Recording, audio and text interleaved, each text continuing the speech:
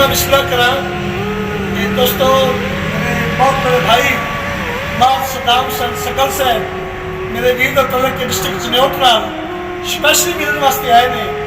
मैं जमाल साहब और मेरे वीर का हुक्म की तामील करता है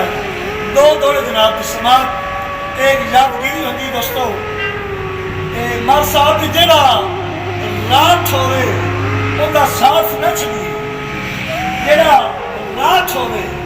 उनका साथ न छड़िए भावे जितने मजबूर आ वजिए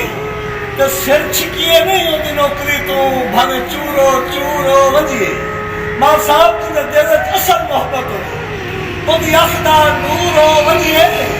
जिन्हें सजन की दात से आप ना रहे उस बशर तो दूर हो वजिए मार साहब अगला दौड़ा है कि